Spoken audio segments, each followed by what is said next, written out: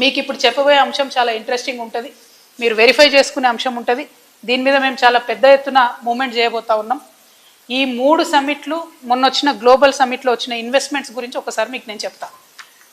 First global సమ్మిట్లో Trump media and technology అనే ఒక సంస్థ 1,00,000 కోట్ల ఇన్వెస్ట్మెంట్ పెడుతున్నామని చెప్పింది. అయితే ఈ సంస్థ యొక్క మొత్తం మార్కెట్ క్యాపిటలైజేషన్ అంటే మొత్తం వాల్యూ, వాళ్ళకున్న ఆస్తులు, పాస్తులు, బిజినెస్ లావాదేవీలు అన్నీ కలిపి 30,000 కోట్లు. 30,000 కోట్ల సంస్థ అమెరికాలో ఉన్నది. అక్కడి సంస్థ ఇక్కడ 1,00,000 కోట్లు పెడతామని చెప్పింది. మరి ఎట్లా పెడతారు, ఏ రంగంలో పెడతారు, ఏం పెడతారు అనేటటువంటి డీటెయిల్స్ కానీ రోడ్ మ్యాప్ కానీ ఏం లేదు. తర్వాత ఏజీఐడిసి సింగపూర్ అనేటటువంటి సంస్థ, ఈ సంస్థ ఏం చేసిరు, ఇంటర్నేషనల్ గేట్వే డేటా సెంటర్ పెట్టడానికి 67,500 కోట్లు 67,500 crores ఇన్వెస్ట్ చేస్తామని చెప్పారు. కానీ మేము ఎంత వెతికినా కనీసం ఈ కంపెనీ వెబ్సైట్ కూడా దొరకలేదు ఆన్లైన్. కానీ మన దగ్గరకు వచ్చి మొన్న గ్లోబల్ సమ్మిట్లో 67,500 కోట్లు ఇన్వెస్ట్ చేస్తామని చెప్పడం జరిగింది. ఆ తర్వాత ఇంకోటి ఇన్ఫ్రాకి డేటా సెంటర్ పార్క్స్ అని 70,000 కోట్ల ఎంఓయూ చేసుకున్నారు.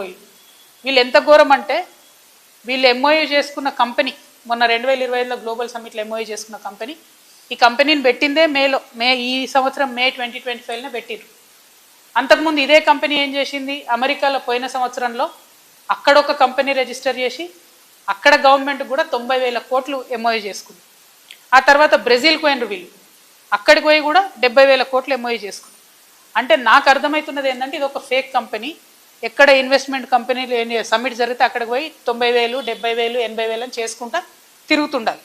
ఆ తర్వాత బ్రూక్ఫీల్డ్ యాక్సిస్ వెంచర్ అనేటటువంటిది ఉన్నది, ఇది రియల్ సంస్థనే. వీళ్ళు కూడా 75,000 కోట్లు అన్నారు. కానీ దీని మీద ఏం కూడా ముందడుగు పడ్డటువంటి పరిస్థితి లేదు. తర్వాత ఇదే బ్రూక్ఫీల్డ్ యాక్సిస్ సంస్థ, దానికి సంబంధించి సిస్టర్ కన్సర్న్ ఎవ్రీన్ యాక్సిస్ అనే ఎనర్జీ 31,500 కోట్లకు ఎంఓయూ చేసారు. అంటే ఒకటే సంస్థ 2 డిఫరెంట్ పేర్లతో 1,00,000 కోట్లు ఎంఓయూ చేసారు.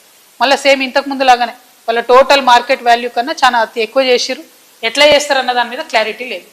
తర్వాత ఇంట్రెస్టింగ్ విషయం ఏంటంటే, ఎమ్మెల్యే కుందూరు జైవీర్ రెడ్డి గారికి సంబంధించిన కంపెనీ ఆస్థా గ్రీన్ ఎనర్జీ అనేటటువంటిది 5,600 కోట్ల కోసం ఎంఓయూ చేసుకున్నారు.